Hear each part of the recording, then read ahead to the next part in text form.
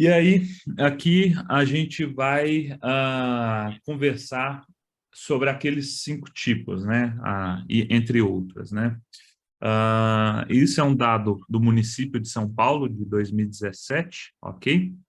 Então, nós tivemos 70% a violência física, a mais prevalente, né?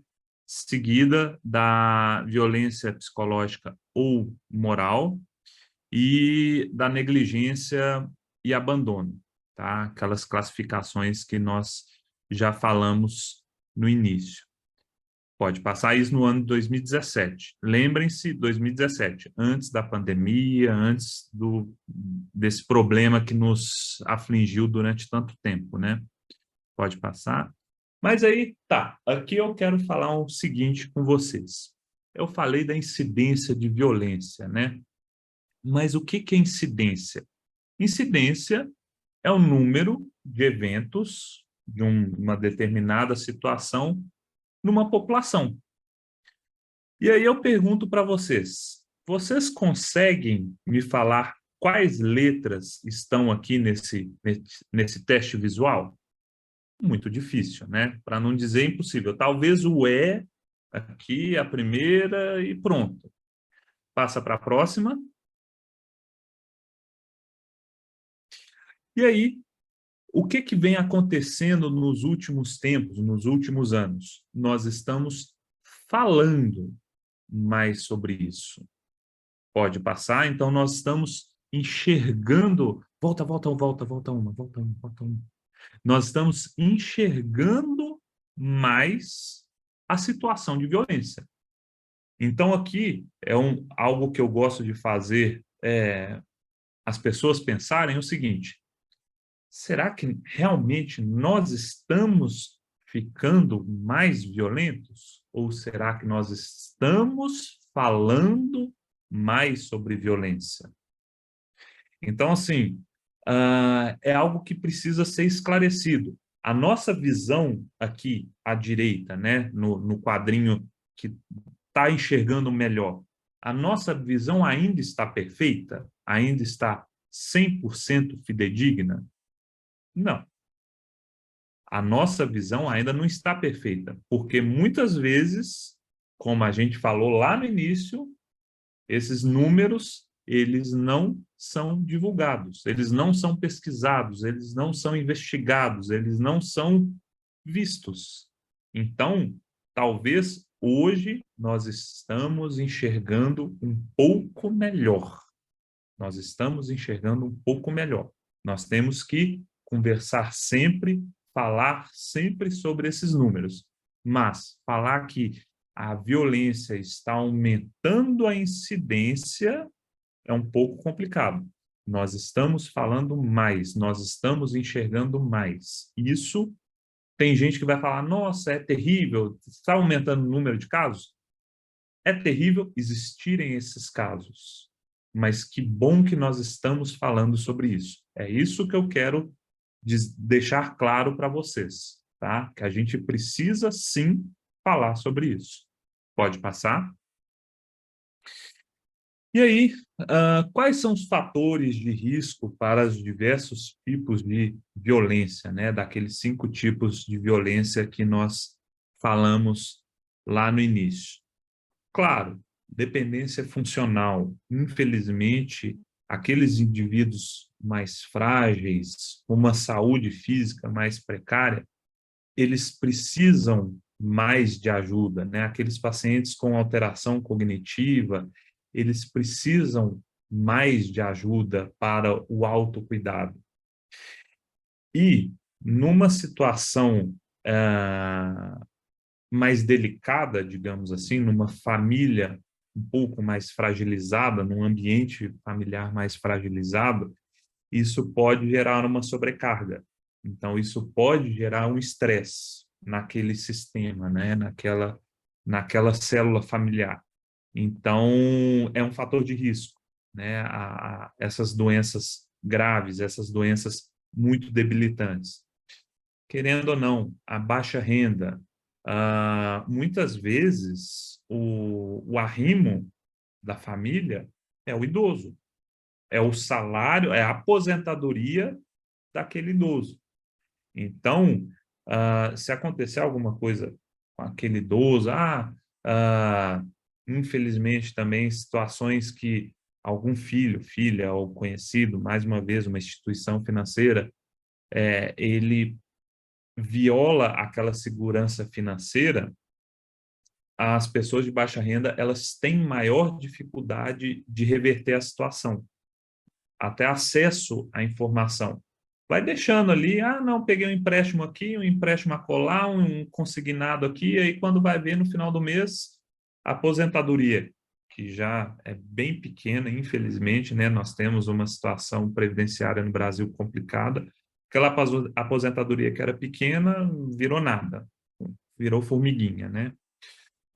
O próprio isolamento social também. Aqui a questão da negligência ou autonegligência, né, que eu falei no início. Então, pessoas que vivem em isolamento, seja, infelizmente, situação de rua ou pessoas que não têm filhos, né, ou uma companhia, seja marido, mulher, companheiro, o que quer que seja, irmãos, irmãs, eles têm um risco maior de sofrer a violência. E aqui, com menor evidência científica, com um menor número de estudos bem desenvolvidos, né? Mulheres, talvez até pela menor força física, sofrem mais abuso físico, tá? Isso, infelizmente, não é só na população mais velha, infelizmente até mulheres jovens, né? A gente não precisa nem chover no molhado sobre isso. Aliás, precisa sim, a gente precisa repetir que nós estamos numa sociedade bem complicada. Os homens, por outro lado, eles sofrem mais abuso emocional, financeiro. Infelizmente, a saúde mental no Brasil ela é um pouquinho complicada, aqui o abuso emocional. Então, homem não chora, homem não pode sofrer, homem não pode ter depressão, e aí o homem normalmente cai no alcoolismo, que é uma outra situação, é uma situação bem complicada, né? Idosos mais jovens têm um risco também considerável de sofrer violência, e claro, a dependência financeira. Se lá antes eu falei que muitas vezes o idoso ele é o arrimo da família, a aposentadoria dele é o arrimo da família, o contrário também é verdadeiro, né? Então, assim, aquele paciente mais velho, aquele indivíduo mais velho que infelizmente não contribuiu para a previdência social ou até mesmo que tem gastos maiores do que a própria aposentadoria, eles em si também têm um risco aumentado para sofrer violência, ok? Pode passar. E os demais fatores de risco, né, que a gente já tinha falado no início, as principais pessoas que praticam a violência podem ser maridos, né, ou filhos do sexo masculino, ou com história de dependência para drogas e outras situações, saúde física, mental, problemas judiciais. Infelizmente, eu já tive um caso parecido com isso, eu falo com vocês depois. O isolamento social, novamente, problemas financeiros, estresse do cuidador, abusos verbais, sinais de intimidação, né? O idoso ele fica um pouquinho ressabiado, ele fica tenso na presença daquele acompanhante, familiar ou cuidador. A depressão, ansiedade, e aquela alteração da relação com amigos e familiares que antes era muito boa, de repente começa a ficar um pouco balançada. Isso é um sinal de alarme, né, contra a violência. Pode passar? E aí, agora eu quero que vocês que estão aqui assistindo essa aula, que eu quero que vocês também, como eu falei lá, aquela relação com amigos, vocês têm também relação com pessoas idosas e tal, Então, eu quero que vocês comecem, quando suspeitarem, o motivo dessa aula é que vocês também, vocês, senhoras que estão aqui, percebam isso nos conhecidos e tal, e saibam caminhar nessa situação, né? Então, muitas vezes, o que a gente tem que ver para fazer a pesquisa, né? Perguntar, de preferência, longe daquele cuidador, longe daquele acompanhante, no momento que esteja só você e aquele paciente idoso, né? Perguntar diretamente se alguém machuca, se aquele indivíduo, se ele se sente seguro onde ele vive, quem prepara a comida daquele indivíduo, daquele senhor, daquela senhora, quem administra as finanças daquela pessoa, será que é alguém de confiança, se aquela pessoa com quem você está conversando, ela sabe o que está acontecendo, se ela tem liberdade para falar sobre isso. Muitas vezes, o que eu já peguei no consultório é que o meu paciente ele não podia falar sobre o próprio dinheiro. Então, isso é muito complicado, né? Sobre a própria aposentadoria. Ah, não, que eu não sei como que é, que o meu outro filho que cuida e tal, tal, tal.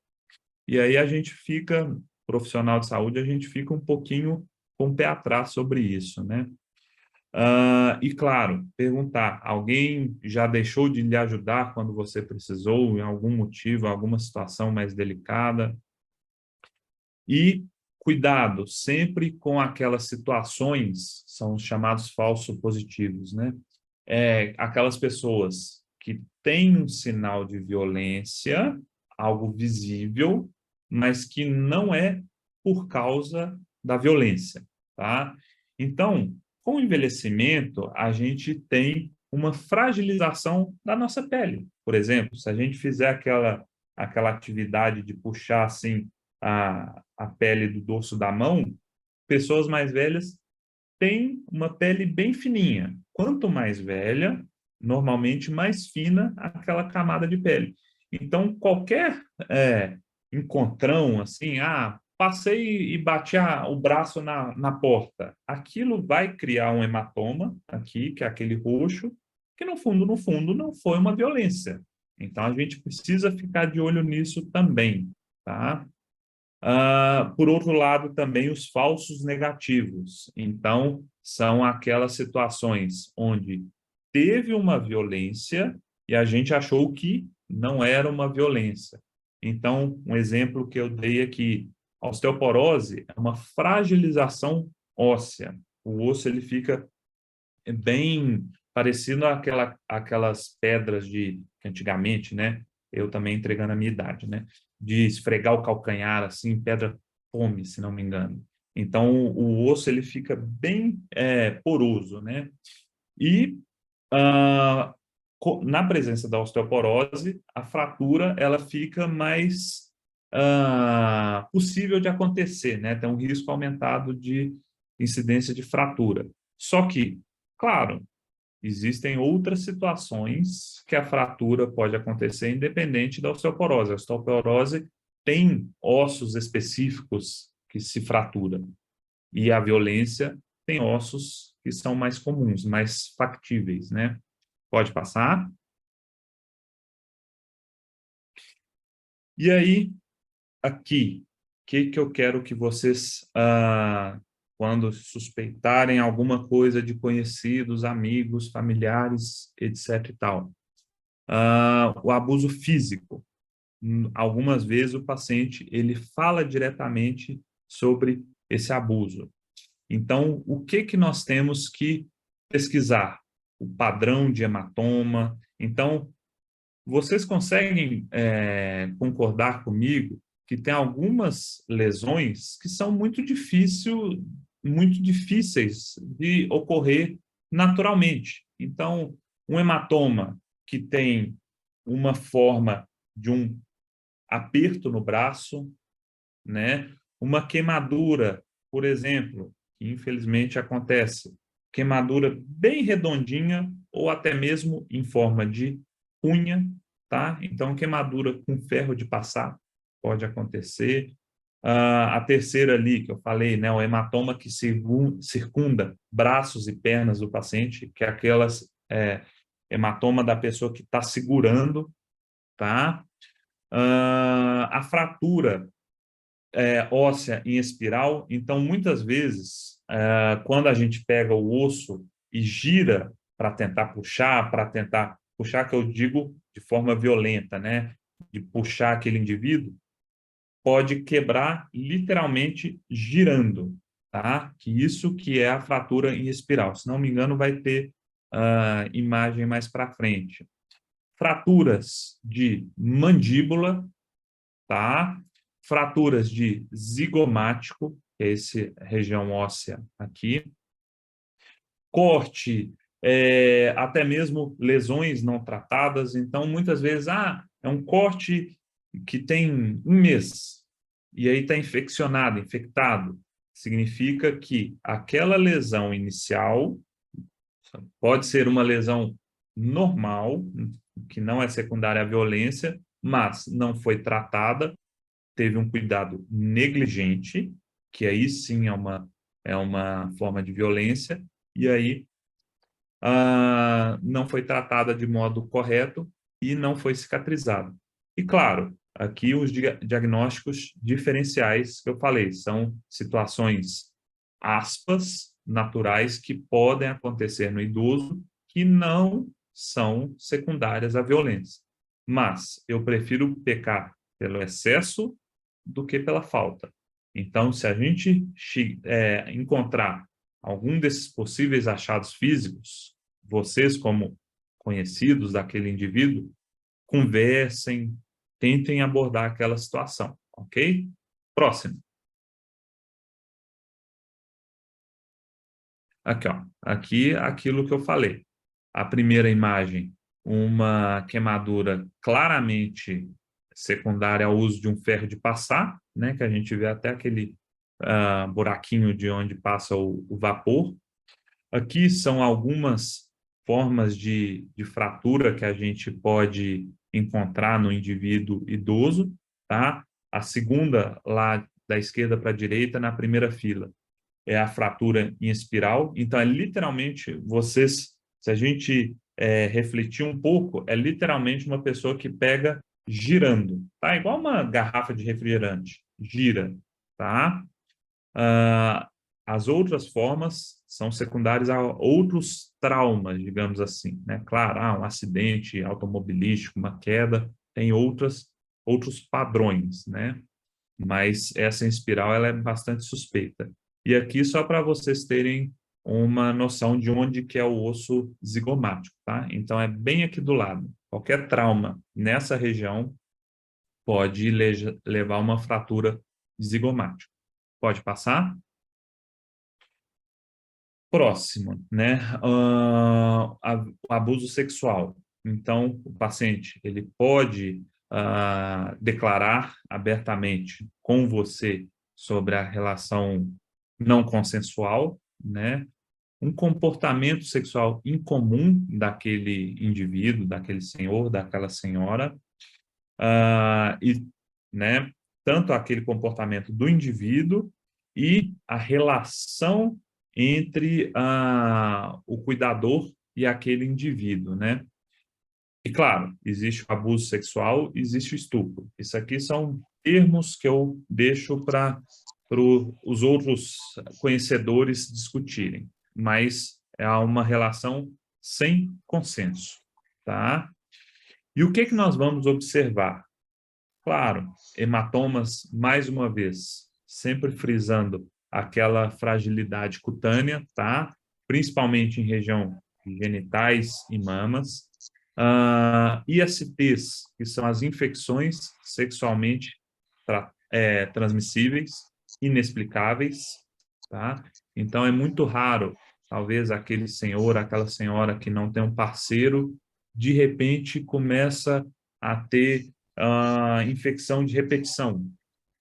Como assim? O que está acontecendo? Não é algo natural, 100% natural, tá?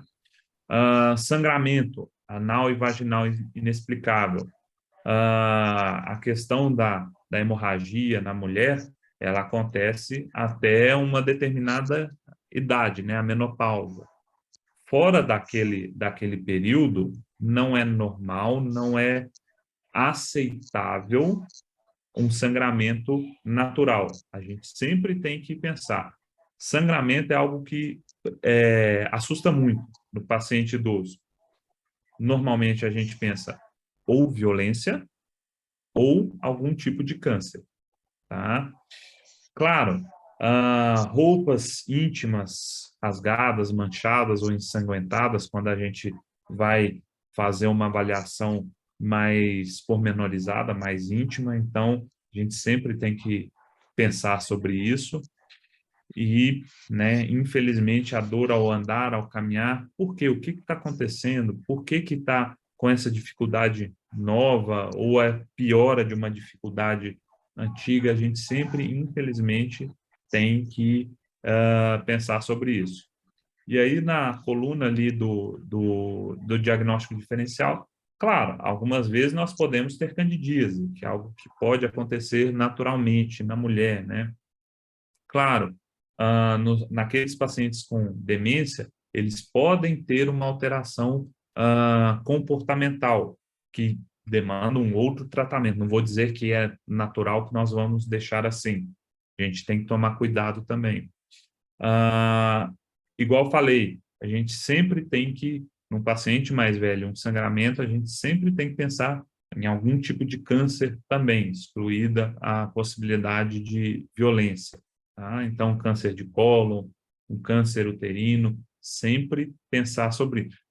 Coisa boa não é, digamos assim. Sangramento, coisa boa não é. Pode passar? Então, aqui, só uma imagem da questão da hemorroida, que são algumas alterações das veias que circulam o esfíncter anal, que podem ter uma alteração e qualquer, digamos assim, qualquer fezes mais endurecidas que passarem ali podem levar a uma lesão naquela região. Até mesmo o uso incorreto do papel higiênico. Eu tive outro dia uma paciente que muito simples, muito humilde, e aí usava papel higiênico mais de pior qualidade, até mesmo jornal. Então, assim, isso não é o recomendado, porque a região é uma região sensível, então que qualquer ah, força maior, força excessiva, falta de delicadeza, pode levar a uma lesão ali e aí ser por uma outra questão, não violência. Pode passar. A questão do abuso psicológico, emocional. Então, muitas vezes, paciente que apresenta uma depressão, uma ansiedade, agitação, medo excessivo, alteração do sono, mudança do apetite, isso aqui é algo extremamente comum na população idosa, indivíduos idosos, que a gente tem que pensar assim, que a gente tem que pesquisar assim, tá? E aí, o que que nós vamos encontrar numa conversa, no achado físico, né? O paciente, ele fica mais passivo, ele fica mais distante, então ele não quer interagir muito, ele se esquiva das perguntas, né? Ele não quer responder, ele dá respostas vazias. O paciente ele vai ter medo, você vai conseguir ver, até mesmo no olhar do paciente, que ele vai olhar um pouquinho para o lado, para aquela pessoa que está ao lado dele, não vou dizer que é ele que é violento e tal, mas que vai ficar com medo de criar problemas, tá? Se aquele paciente idoso ele falar sobre aquilo, que ele vai criar problemas depois em casa, né? Aquela coisa até do que a meninada fala hoje, né? Que a mãe falava antigamente, em casa a gente conversa. Então, muitas vezes, o idoso, ele tem esse pensamento também. Se eu falar aqui, em casa, eu vou ter que sofrer as consequências, né? Um paciente que está muito confuso, que está agitado, que está emagrecendo ou ganhando muito peso. Emagrecer ou ganhar peso não é sinônimo de saúde, tá? Então, um peso pode ser um peso, um inchaço, então é aquela alimentação só rica em carboidrato, que não quer dizer absolutamente nada, não tem ganho de peso nenhum. Ou perda de peso, muitas vezes, não, que eu estou emagrecendo, é bom, né, doutor? É bom, e vai emagrecendo. Pesava 70, passou a 60, 50, 40, está emagrecendo, que é uma beleza. Não, não é assim. E também medo agudo de piora de condições médicas, de patologias. Então, é aquele medo de criar problemas, né? E, claro, violência é uma suspeita, mas a gente tem que pensar nos diagnósticos diferenciais. Depressão, ansiedade, alterações psiquiátricas, uma alteração cognitiva, piora demencial e, muitas vezes, também efeito colateral de medicamento. Pode passar. A gente sempre tem que pensar o seguinte: medicamento tem as suas indicações formais, bem fundamentadas, só que, infelizmente, nada é 100%, 100% bom, 100% ruim. Muitas vezes, alguns medicamentos que são recomendados, eles podem trazer problemas também. Por exemplo, a metformina, que é para diabetes, ela tem o risco de alguns efeitos colaterais, diarreia. Então, um exemplo, não estou falando aqui em relação à violência, mas a gente sempre tem que pensar em questão de medicamentos também, tá? Pode passar.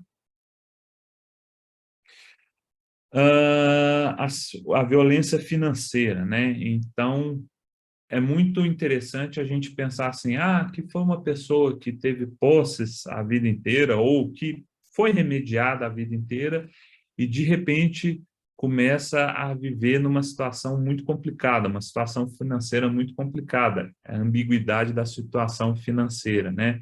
Uma dificuldade de pagar as contas, comprar alimentos ou medicamentos, mudança abrupta em documentos importantes, então, curatela, procuração, isso infelizmente acontece, aquele paciente, aquele indivíduo mais humilde, ele vai lá na base da confiança, ele assina uma documentação e, de repente, todos os bens que ele juntou, ou a aposentadoria, de repente vai embora. Então, isso pode acontecer também, né? Preocupações excessivas em relação aos custos do cuidado para o paciente pelo potencial abusador. Então, muitas vezes o cuidador fala, não, que nós não podemos pagar isso não, doutor. Mas como assim? Aquele paciente é um professor aposentado, não que o professor ganhe muito, né, aposentadoria, salário, ó. Mas assim, uma situação que era remediada e de repente mudou completamente de situação, né?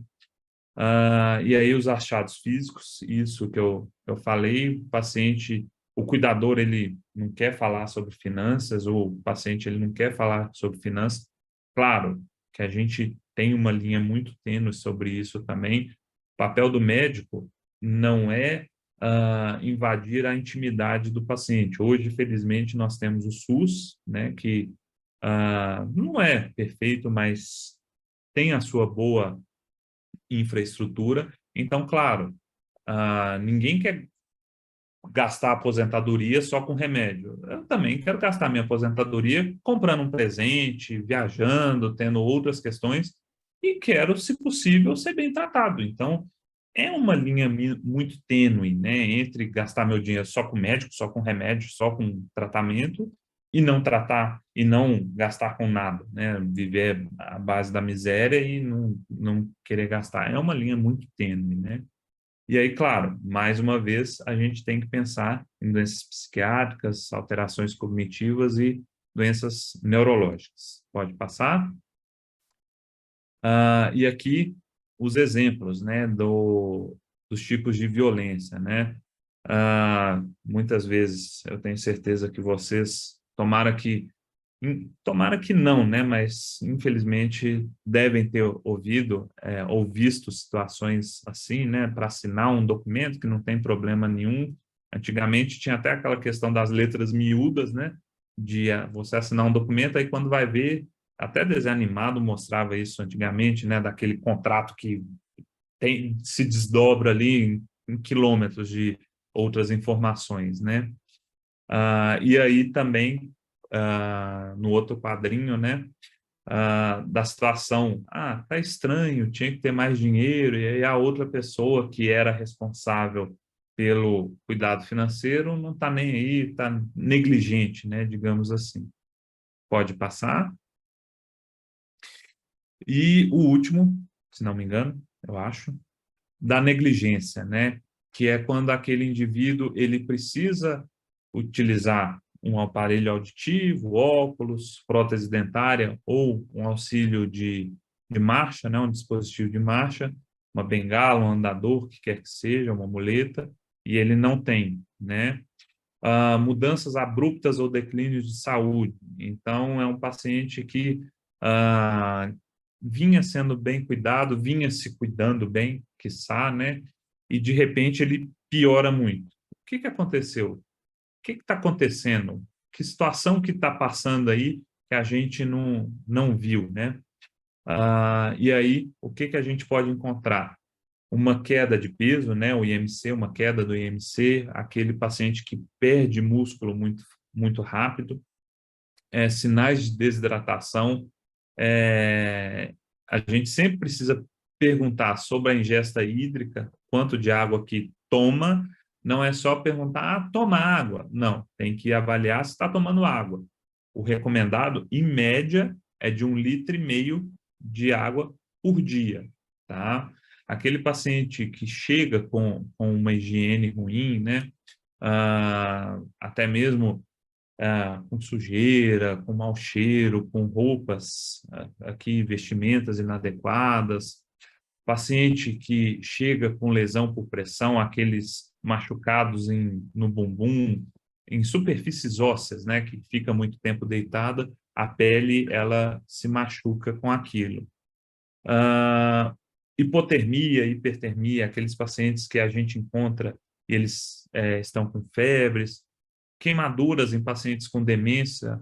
Olha só, esse paciente tem demência, tem uma alteração cognitiva. Como assim que ele tem essa queimadura aqui? O que que aconteceu? Não é normal ter essa situação, né? E claro, se a gente está falando de perda de peso, claro que tem algumas doenças, algumas não, várias doenças que os estágios finais eles levam à perda de peso. Claro, algumas doenças, o diabetes, um exemplo extremamente comum e prevalente no nosso meio, eles levam a uma alteração de sensório, de sensibilidade. Então, aqueles pacientes eles podem se machucar e nem percebem, né? E, por último, pacientes muito agitados, com alterações cognitivas, neurológicas, eles se tornam violentos. E aí a gente tenta cuidar e não consegue. Isso é uma situação complicada também. Pode passar? Vinícius, 4 minutos. Sim, senhora. Sim, senhora. E aí, aqui, ó. Aqui é uma situação que a gente pode encontrar, sim. Um paciente só vê a perna desse senhor aqui, né? Possivelmente ficou na cama ali durante semanas, né? Não sei essa mancha de água debaixo da cama, se não é urina, né, que vaza ali, olha a situação que esse indivíduo estava, né? Então, muitas vezes são feitas denúncias e, de repente, a gente encontra situações dessa magnitude, né? E recuperar uma pessoa assim, imaginem o sofrimento desse indivíduo, né? Pode passar. E quais são as intervenções? Aqui eu vou passar só rapidamente, né?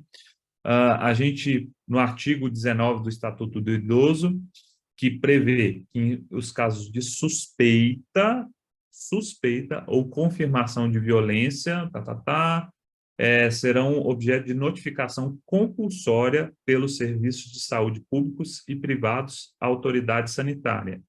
Então, novamente, puxando aquele número lá, só um caso a cada 24 notificações, se não me engano, foram investigados. Aqui no Brasil, a gente precisa notificar. Nós aqui, a população em geral.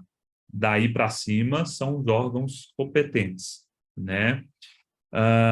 E aí aqui embaixo é a notificação compulsória registrada no Sistema de Informação de Agravos e Notificação do Ministério da Saúde. Pode passar?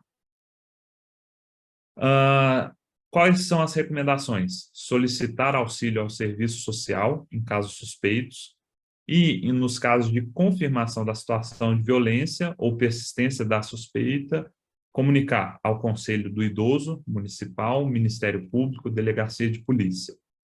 E, aqui, frisando, pacientes com cognição preservada podem, sim, recusar as intervenções oferecidas. Pode passar?